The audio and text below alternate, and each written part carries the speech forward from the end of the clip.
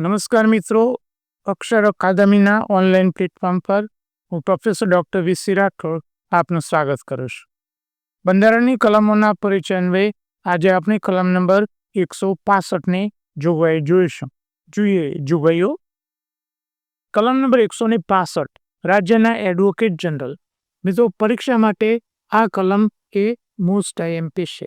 ઘણીવાર એ કલમ પણ પૂછાય છે કે રાજ્ય એડવોકેટ જનરલની જોગવાઈ કઈ કલમમાં કરવામાં આવી છે. તો કલમ નંબર 165 જોઈએ એની વિગતો. દરેક રાજ્યના રાજ્યપાલ હાઈકોર્ટમાં ન્યાયાધીશ તરીકે નિયુક્ત થવાની પાત્રતા ધરાવનાર કોઈ વ્યક્તિને રાજ્યના એડવોકેટ જનરલની નિમણૂક કરે છે. આમાં બે સવાલો છે. એડવોકેટ જનરલની નિમણૂક કોણ કરે છે? રાજ્યપાલ. અને એની લાયકાત શું? કે રાજ્યની હાઈકોર્ટમાં ન્યાયમૂર્તિ તરીકે નિયુક્ત થવાની લાયકાત. હાઈકોર્ટમાં ન્યાયમૂર્તિ તરીકે નિયુક્ત થવાની લાયકાત ધરાવતા હોવા જોઈએ. રાજ્યપાલ તરફથી વખતો વખત વિચારણા માટે મોકલવામાં આવેલ કે સોંપાવેલ તેવી કાયદા વિષયક બાબતોમાં રાજ્ય સરકારને સલાહ. એનું કાર્ય શું છે? રાજ્ય સરકારને કાયદાકીય બાબતોમાં સલાહ આપવાનો. અને બીજી જે વિગતો છે કે બંધારણમાં એમને સોંપાયેલ જે કાર્યો જે છે એડવોકેટ જનરલ એની ફરજમાં એ રહેશે. એટલે કે બંધારણમાં જે બીજી જોગવાઈ એટલે રાજ્ય સરકારનો કાનૂની પક્ષ રાખવો, અદાલતમાં એનો પક્ષ રાખવો, એ બધી જોગવાઈઓ એમાં કરવામાં આવી છે. હા, એડવોકેટ જનરલ રાજ્યપાલની મરજી હોય ત્યાં સુધી હોદ્દો ધરાવશે. રેટા એક મહત્વનો મુદ્દો છે. એમનો કાર્યકાળ શું છે?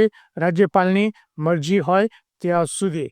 અને મિત્રો, આ જે વિગત છે એ પ્રવર્તમાન રાજકીય પરિસ્થિતિમાં બરાબર ફિટ બેસે છે કે જો રાજ્યની સરકાર બદલાય તો પછી નવી સરકાર આવે એટલે આ જે એડવોકેટ જનરલ છે એને દૂર કરીને નવી સરકાર એને અનુકૂળ હોય એવા એડવોકેટ જનરલની નિમણૂક કરે છે. એટલે 5 વર્ષનો એવો કાર્યકાળ ફિક્સ નથી, રાજ્યપાલની મરજી સુધી. હા, એની નિમણૂક કોણ કરે છે? રાજ્યપાલ. લાયકાત હાઈકોર્ટમાં ન્યાયમૂર્તિ તરીકે લાયકાત ધરાવતા હોવા જોઈએ. અને એની જોગવાઈ બંધારણની કઈ કલમમાં કરવામાં આવી છે? 217(2) એટલે પેટા કલમ 2માં હાઈકોર્ટના ન્યાયમૂર્તિની લાયકાત બંધારણની કલમ 217(2) એ કલમ આવશે ત્યારે આપણે જોઈશું. એડવોકેટ જનરલ રાજ્યના પ્રથમ કાયદા અધિકારી ગણાય છે. પરીક્ષામાં આ કોઈક વાર પૂછાય છે. અને તેમની મુખ્ય ફરજ રાજ્ય સરકારને કાનૂની બાબતમાં સલાહ આપવાનું અને અદાલતમાં રાજ્ય સરકારનો પક્ષ રાખવાનો. આ બે એમના મુખ્ય કાર્યો છે. કાનૂની બાબતમાં સલાહ આપવાનો અને કોર્ટમાં જો કેસ થાય તો રાજ્ય સરકારનો પક્ષ રાખવાનો. એડવોકેટ જનરલ રાજ્યપાલની મરજી સુધી હોદ્દો સંભાળી શકે છે. એડવોકેટ જનરલ રાજ્યની વિધાનમંડળની કાર્યવાહીમાં ભાગ લઈ શકે છે, પરંતુ એમને મતદાનનો અધિકાર નથી. એક બાબત છે કે એ રાજ્યની વિધાનમંડળ એટલે કે વિધાનસભા અને વિધાન પરિષદ બંનેમાં કાર્યવાહીમાં પોતે ભાગ લઈ શકે છે, પણ એમને મતદાનનો અધિકાર નથી. બંધારણ અંગેના અમારા 2 પુસ્તકો છે, ભારતનું બંધારણ અને રાજ્ય વ્યવસ્થા, જે વનલાઇનર અને એમસીક્યુ સ્વરૂપી છે. બીજું પુસ્તક છે ભારતનું બંધારણ અને રાજ્ય વ્યવસ્થા, જે ડિટેલમાં અભ્યાસ કરવા માટે છે. બધી જ કલમોની એમાં સમજૂતી અને આનુષંગિક વિગતો એમાં આપેલી છે. આ ઉપરાંત તમારી 2 ટેલિગ્રામ ચેનલ છે.